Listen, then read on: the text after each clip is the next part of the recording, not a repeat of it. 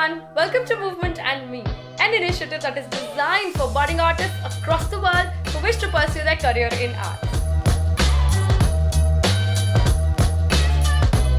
I'm your host Niharika, and on this show you will hear artists talk about their lives and the choices they had to make in pursuit of arts. We will also get to use some tips and key learnings from the lives of these artists, along with a detailed discussion on their areas of interest. So quickly hop onto a journey into the world of arts along with us.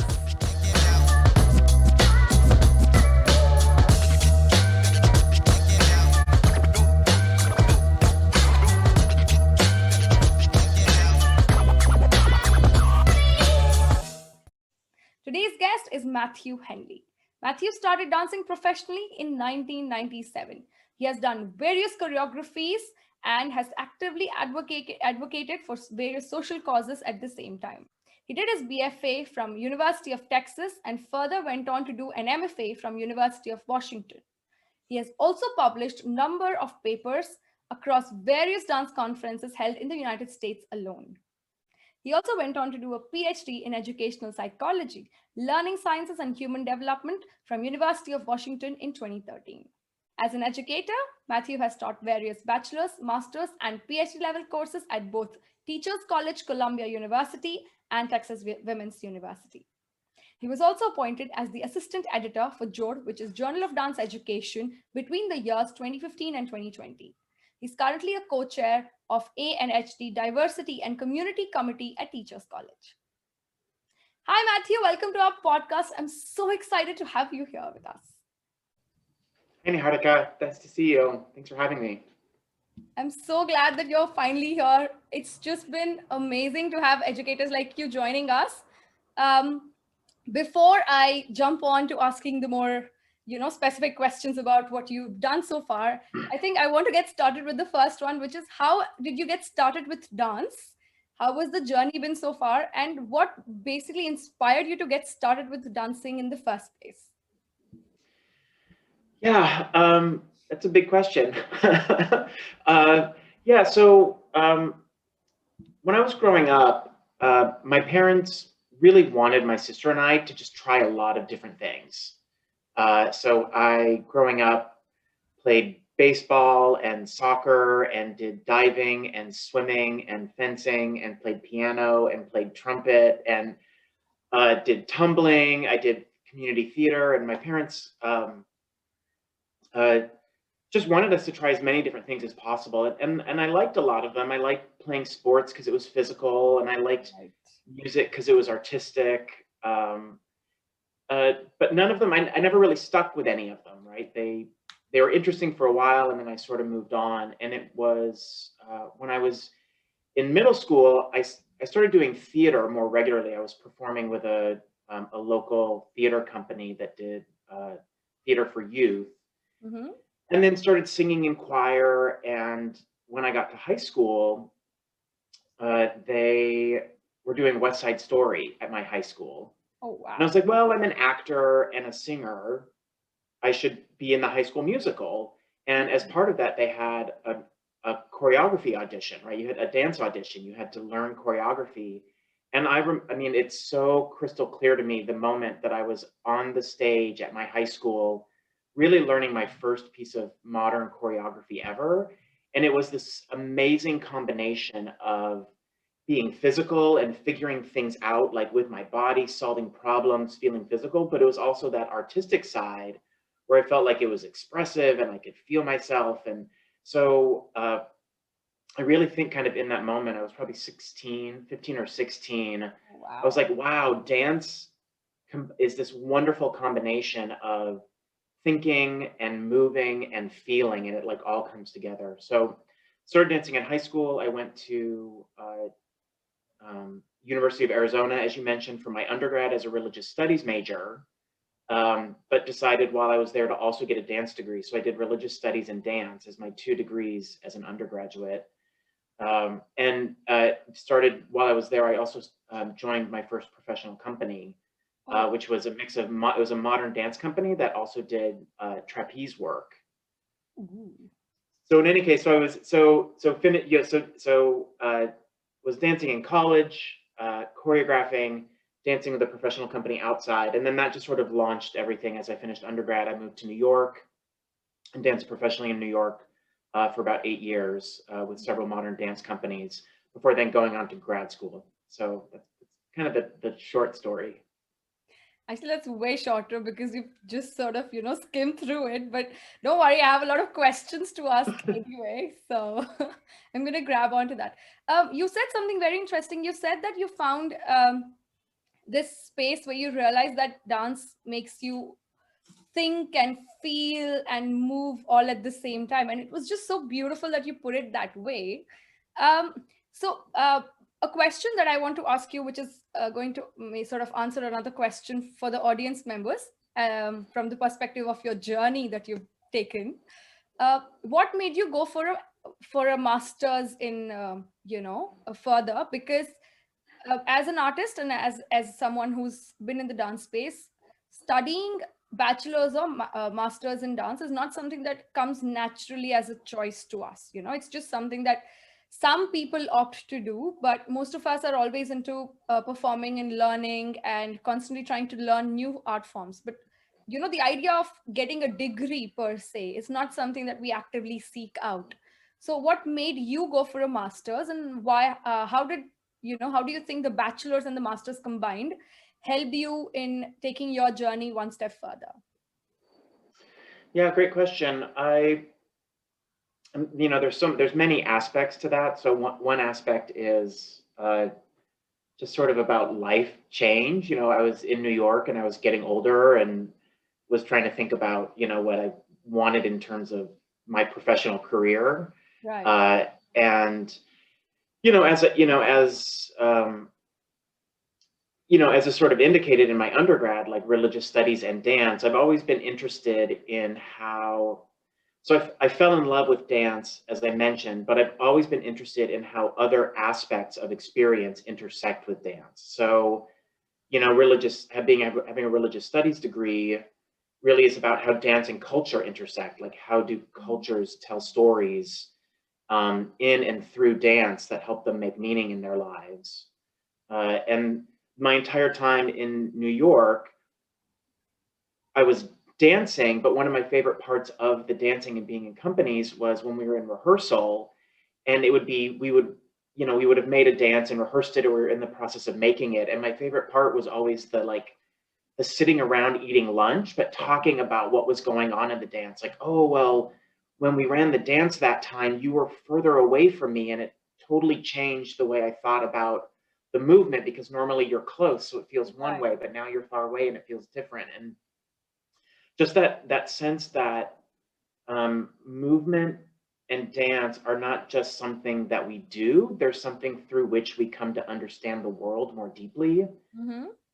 And so for me, it was fulfilling to be on stage. It was fulfilling to be doing the movement, but I wanted that movement to sit in a larger world of ideas, sit Right. in a larger world of experience. And there's all sorts of ways to do that. I mean, certainly one could just read on one's own and or talk more to people or move more deeply into a particular practice in order to sort of provide that context. But another great way to take what you love and what you think is important and put it in a broader context is one place to do that is grad school. So I wanted to go to grad school and continue to expand that. And in um, in my MFA, and then obviously indicated in my PhD, a lot of that was putting dance and movement and the body in a broader world of psychology and neuroscience and developmental psychology and cognitive psychology.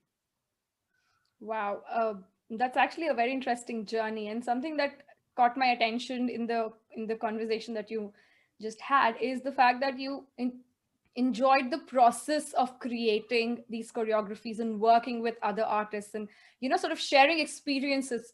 It's a shared space at the end of the day. When you're performing with a group, it's a shared space, but it's just beautiful how your experience in the shared space is different from the others who are participating in the space. And something that also we the artists are nowadays looking at, especially since COVID has sort of hit us all so bad, is that what happens when you take the audience member from sitting in front of you live and then put them in their comfort zones, and then give them to, get them to watch your performance through a 2D screen? What happens to the performance? What happens to your art?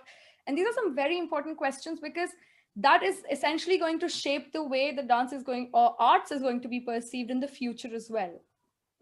While there are other modes of communication happening, but this is also one way that we do communicate as humans as well. So that was something that caught my attention.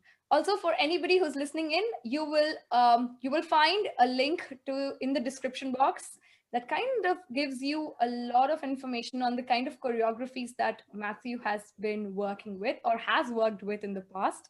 Some of them are based on some social causes. Just go ahead, skim through them, watch them, and give us your feedback. Also, if you have any questions for Matthew, please put them in the comments below.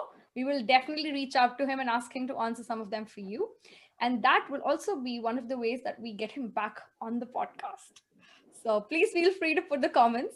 On that note, Matthew, how important do you think, as someone who's been in this field, educating and teaching and being a part of the entire journey and the process, how important do you think is research for any of the upcoming dancers, or even the ones who are already been in this industry for a while? Yeah, so I mean, that's actually, I mean, it's sort of directly related to my previous point about wanting to take your own practice, take things that are important to you, and continue to expand the circles that inform the way that you work. So, research is, I've come to use this term a lot. I really appreciate it. It's from two scholars. So again, it's taking something important to me and putting it in a broader context. So one way to do that is to read. And there's a really great book called Situated Learning by Jean Lave and Etienne Wegner. And in this book, they talk about this idea of communities of practice. And I've really come to love this idea of communities of practice. I try not to even use the word culture anymore. I try to, instead of saying culture, I try to say communities of practice. Mm-hmm.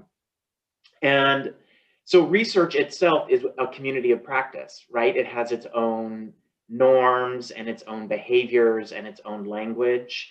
So as I said before, research is one community of practice that allows you to expand the sort of the framing and the types of interactions that you have and the way that you move deeper into your own work.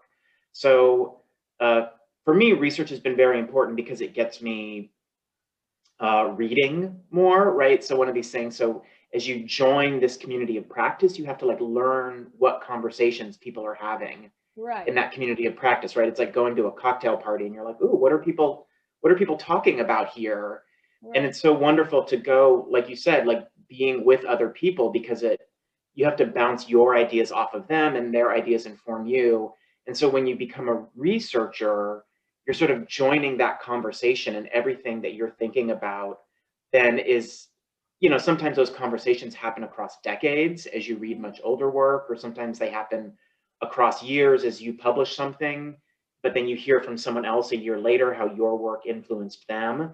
So it's this sort of disconnected, asynchronous, long-term conversation that might even go back thousands of years as you read, literature from a long time ago. So you're joining a conversation. And then the other part of this is that research, in a really broad sense, simply invites you to slow down and think about what's important to you in a more systematic way. All right. Right, that there's so many things that we do, we get caught up in the world around us and our practice, and we just are like, well, this is how it's always done. This is how you do it. This is what this means. Mm-hmm. And research is a place that invites us to say, well, wait a minute, maybe everything I've thought or everything I've assumed isn't exactly right, or maybe I need to rethink it, or maybe it's changed. So for me, that primarily is what I have appreciated about research, is this invitation to join a community, to be part of an ongoing dialogue, and also this invitation into slowing down and thinking more deeply about the things that matter to us. Wow. So that kind of leads me to my next question. I have so many thoughts on this one as well, but I'm going to hold on to it until you answer the next one.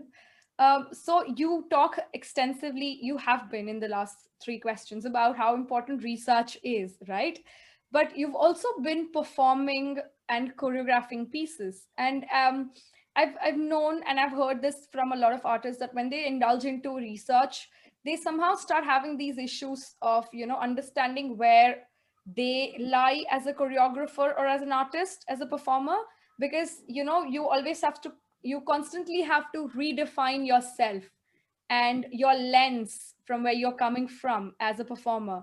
And I think the question that I'm wanting to ask is, how are you able to manage the two? Because it seems to be very clear that they, of course, have to work together, but somehow they always are in contradiction as well because of how they are placed in the society and the world at large. So how do you manage them? Right. So, so this, and so this relates, directly, or one could relate it directly to my previous comment. So, we could think about the world of research, what we might call like social science research or humanities-based research, Mhm. or what is sometimes called like scholarly research in Yeah. opposition to artistic research. Right. I have problems with that dichotomy, but uh, right, that social science or humanities-based research, written research, right, empirical research, is a particular community of practice, Mhm. um, that when you are, as I mentioned, invited to slow down and think about things more deeply, Right. there's a particular sort of logic, like there's like we use like inductive logic or deductive logic, and we engage in reasoning. And Mhm. there are these tools through which we sort of our experience is more fully revealed to us. Mhm. Dance making is a different community of practice, Correct. right? Yeah. It's also a community of practice that has ongoing conversations, right? So as I make more dances, those dances are in conversation with the previous dances that I've made. Depending on the dance tradition that you're in, you or might be in conversation with, well, maybe you saw someone else do something in their dance, and so you want to respond to that in the way that you choreograph or the way that you perform, right? So I think there is an ongoing dialogue in the world of dance making, but dance making in a similar way uh, invites us to slow down and reveal the human experience to ourselves, right? That we're exploring, and it doesn't necessarily follow the same logic as research, right? It's not about like inductive reasoning or deductive reasoning or logic. It might be about intuition, or it might be about sensation or empathy or communication, Mhm. right? So it follows a different knowledge system. It's a different way of knowing, Mhm. and a different way of thinking, um, but it's still a form of inquiry and a form of communication. So I think, so for me, uh, they both. It's like I was saying before, like when I found that dance offered this way of being physical, a way of thinking about the world, and a way of feeling, Right. um, is that the dance making and the research, there's a similar thing there where dance sits at the center of them, but going different directions allow me to explore different modes of knowing. And we happen to exist, being in the academy in particular, and being, in sort of the way that the U.S. education system is Right. um, built up. A lot of it focuses on that sort of logical linear thinking, Mhm. and we don't often provide as much support or recognition for that other way of knowing, that other knowledge system, which is about intuition and expression and communication. Absolutely. Uh, so for me, it's really important to like hold space for both of those, because I know, in my own narrative, I said how important both of those things are for me. So it's important for me to carve out time for both of them. Wow, that must actually be a handful because, they both seem to require a completely different state of mind and, mental, like headspace to just accommodate and, interact with. Um, can you talk to us, because this is something that I've heard from a lot of artists as well, because you're actively engaging with it.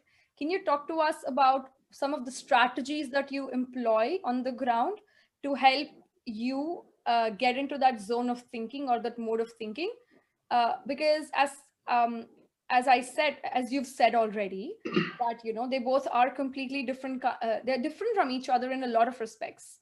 So I think what I am actively looking for as well is how do you get yourself to think as an artist, as a performer, as a choreographer, versus how you train your mind to think like a researcher, like a writer, and somebody who's sort of looking to publish something.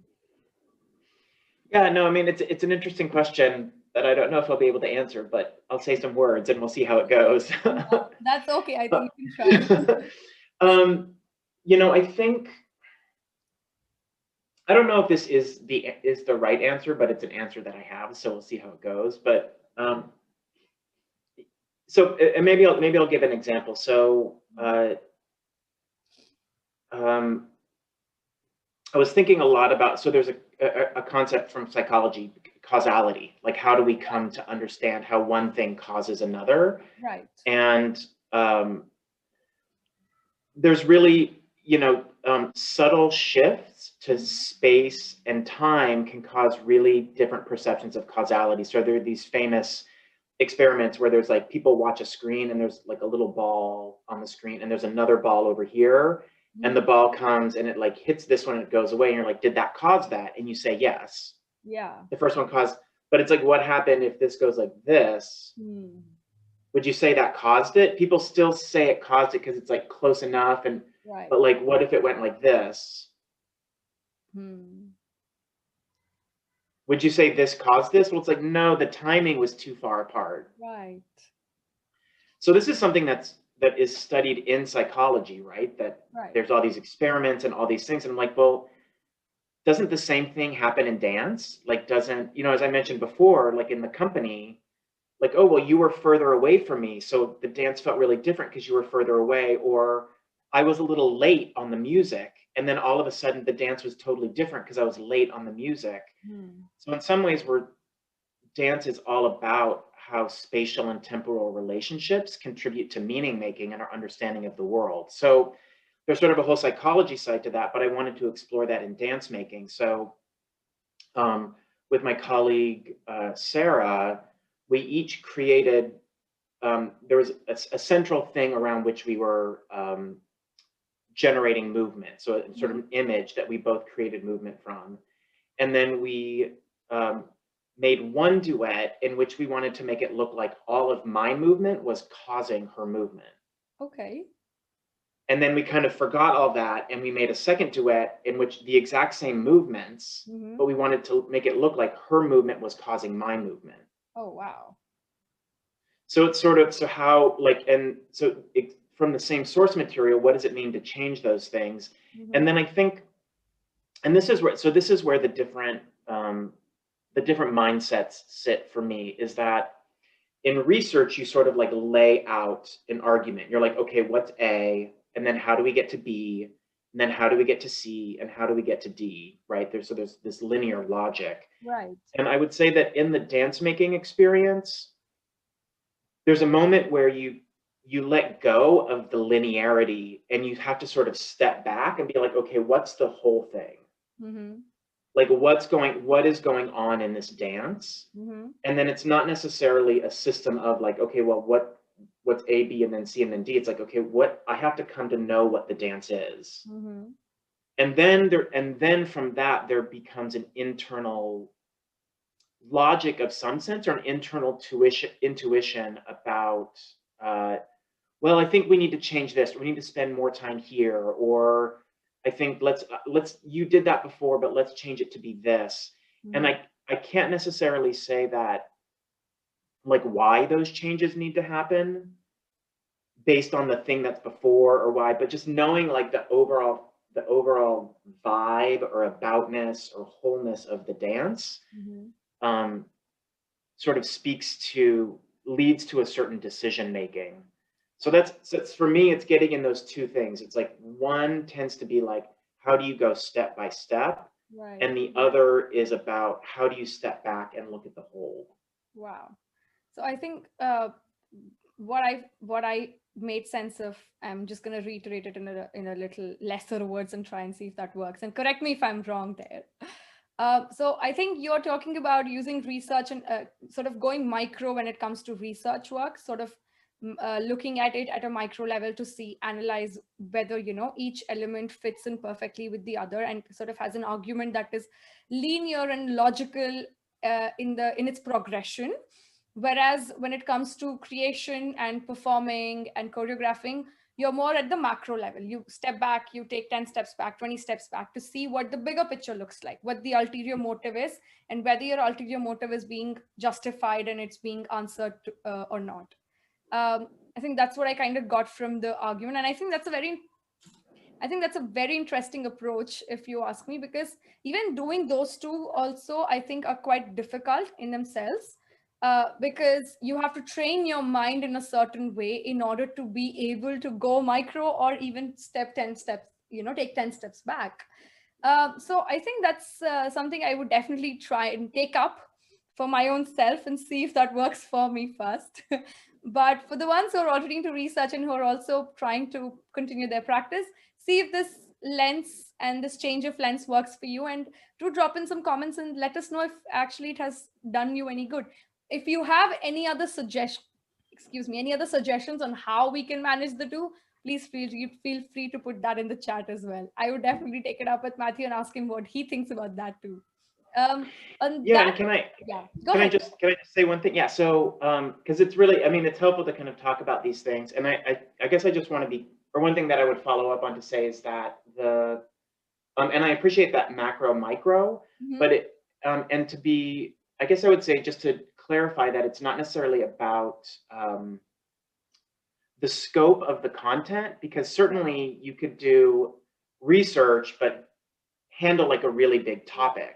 Right. So it's not like the research is on a micro topic and the dance making is on a macro topic. Right. But it is really about that like way of knowing. Or like one thing that I might say is that in research, we often have to decompose our experience into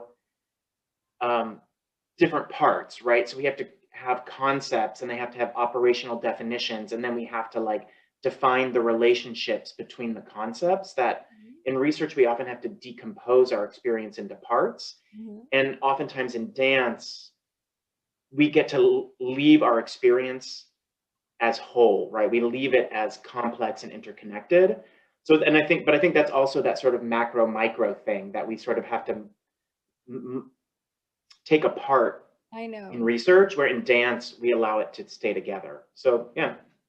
Thank you for adding that note. I think you're absolutely right. There needs to be a distinction between whether we can do macro research or not. And you're absolutely right. This has nothing to do with the topic of research, but rather the way that the research methodology works and the way that, creation of choreography works in itself. So thank you for pointing that out for us. On that note, Matthew, this brings us to the end of part 1 of our interview series. And I haven't really enjoyed talking about researchers probably as much as I've done today with you. If I have any more follow-up questions, I think I'm definitely going to bring you back onto the podcast and have more discussions on this. Thank you all for tuning into Movement and Me, an initiative that is designed for budding artists across the world. To continue receiving notifications on our latest episode, please subscribe to our YouTube channel Natya Mandalam or look us up on Apple Podcasts or Spotify for more information. I'm your host Niharika, and I'll see you all next time.